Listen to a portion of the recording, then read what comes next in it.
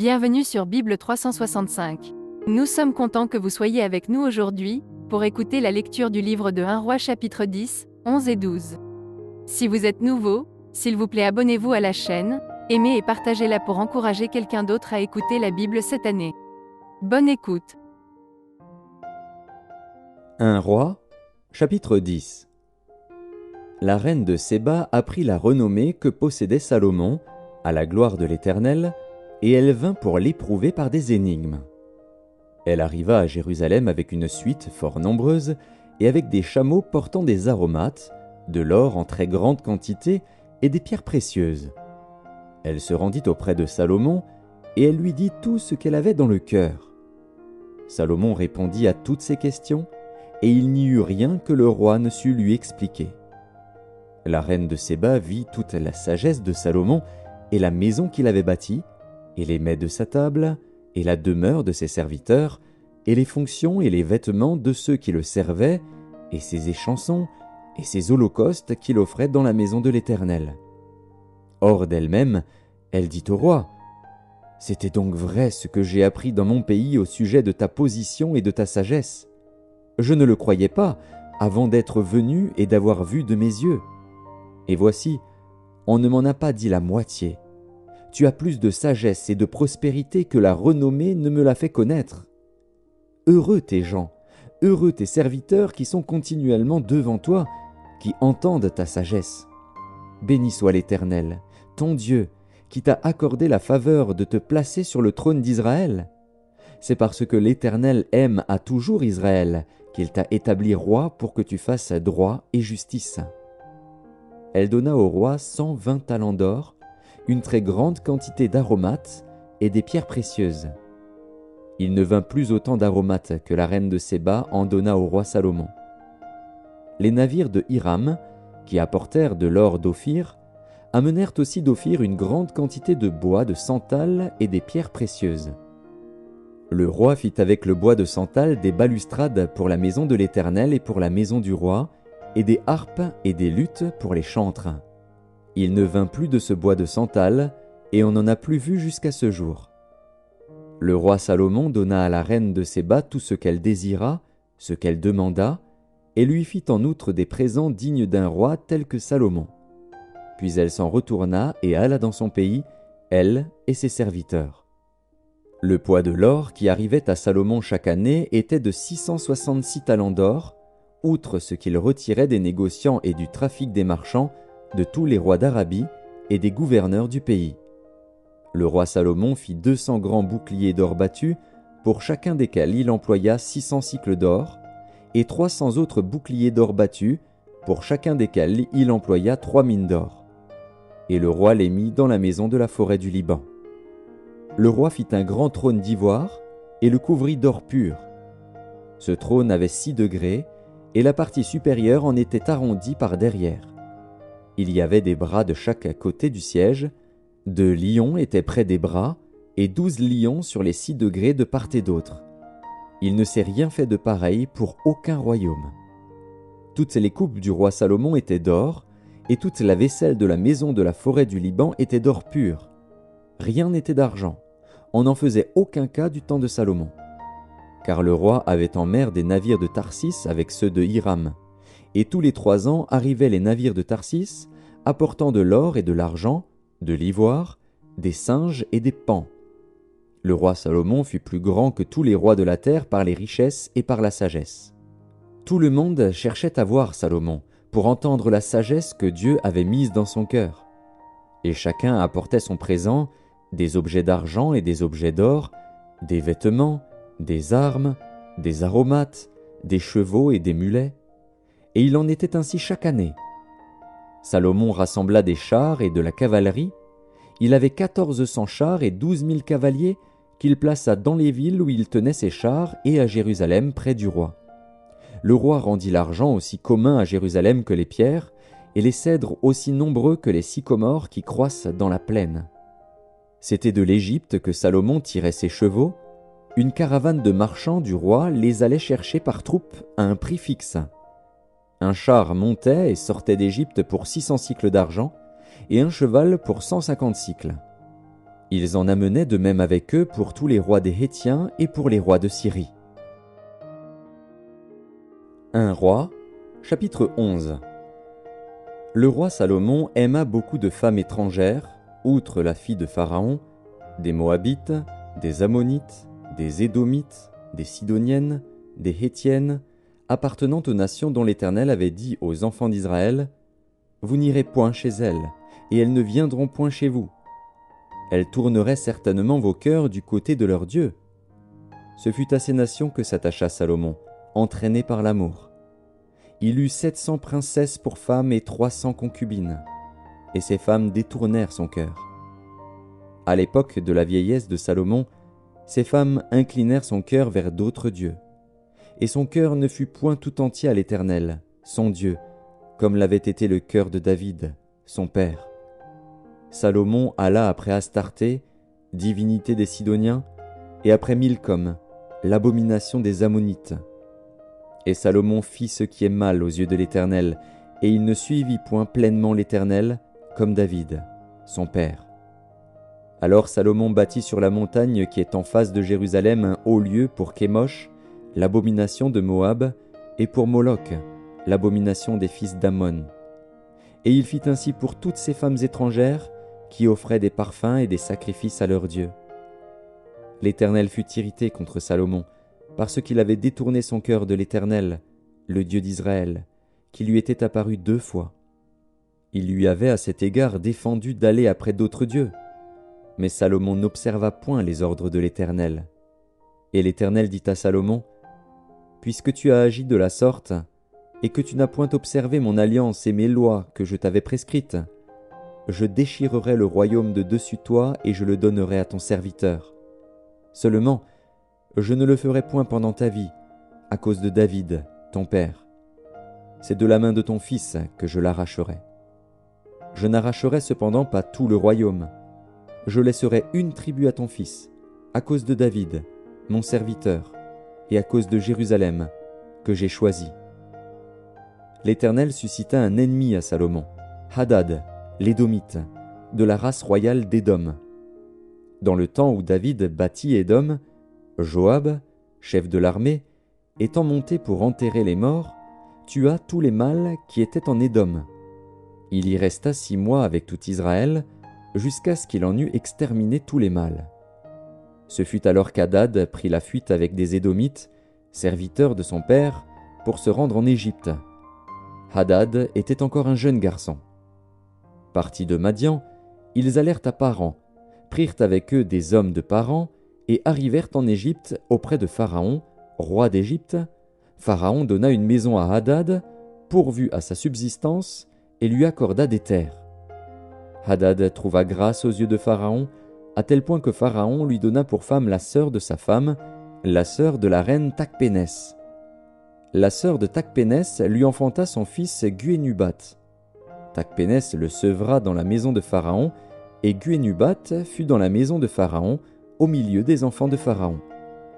Lorsqu'Hadad apprit en Égypte que David était couché avec ses pères, et que Joab, chef de l'armée, était mort, il dit à Pharaon : « Laisse-moi aller dans mon pays. » Et Pharaon lui dit : « Que te manque-t-il auprès de moi, pour que tu désires aller dans ton pays ?»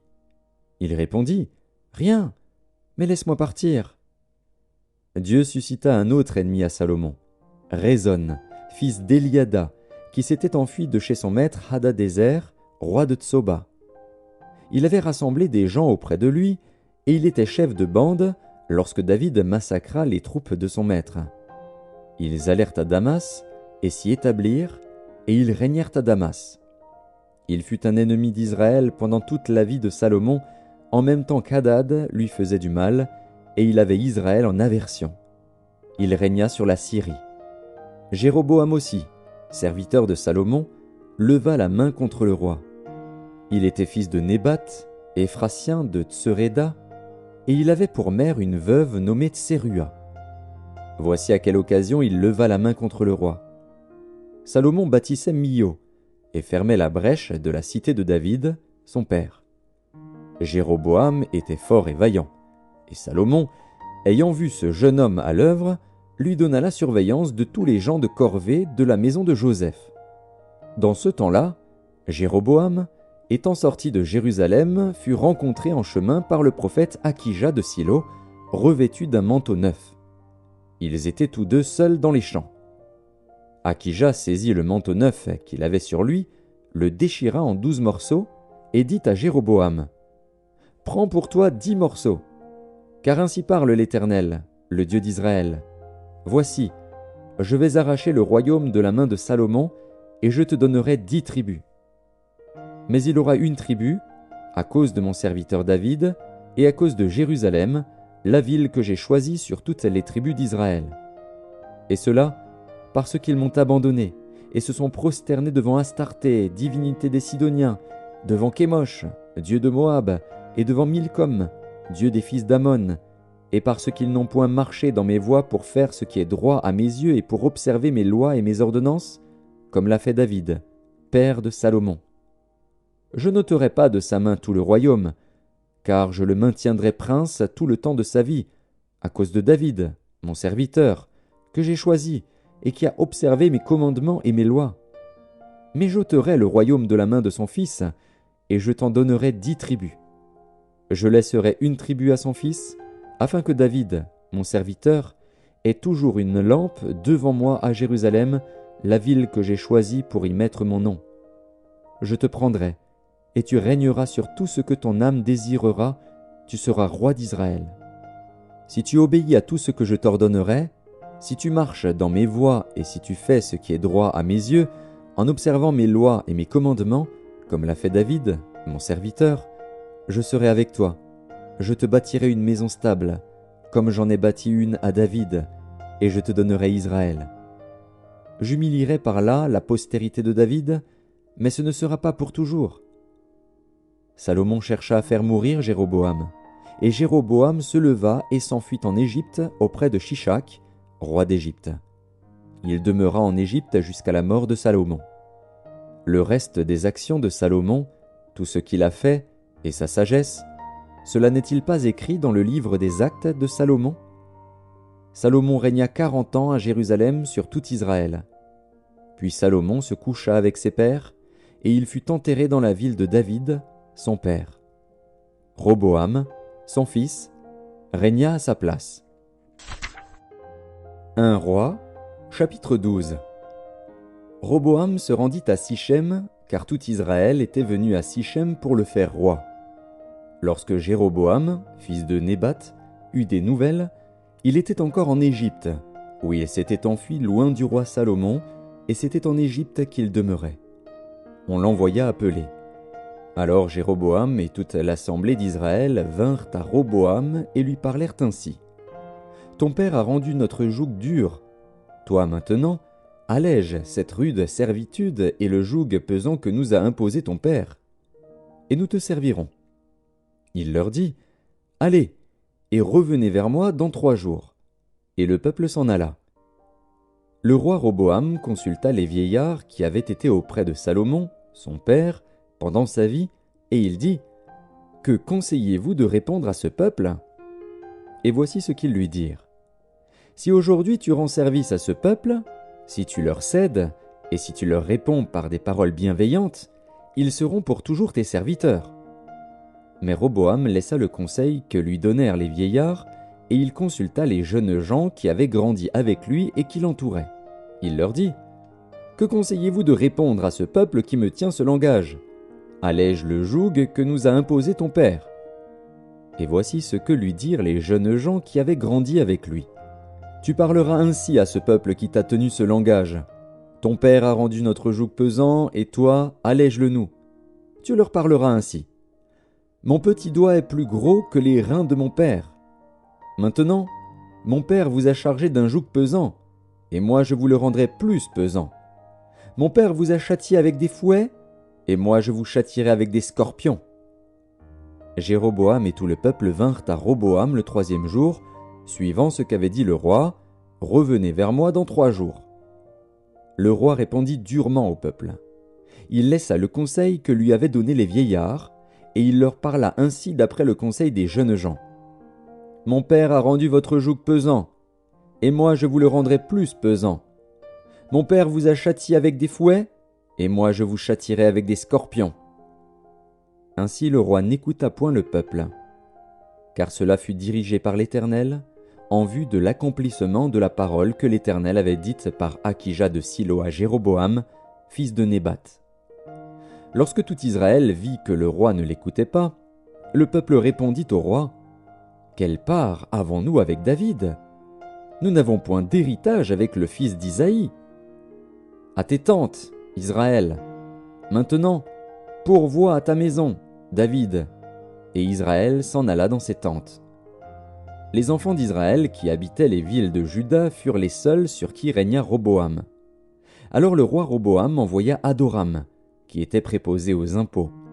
Mais Adoram fut lapidé par tout Israël, et il mourut. Et le roi Roboam se hâta de monter sur un char pour s'enfuir à Jérusalem. C'est ainsi qu'Israël s'est détaché de la maison de David jusqu'à ce jour. Tout Israël ayant appris que Jéroboam était de retour, ils l'envoyèrent appeler dans l'assemblée, et ils le firent roi sur tout Israël. La tribu de Juda fut la seule qui suivit la maison de David.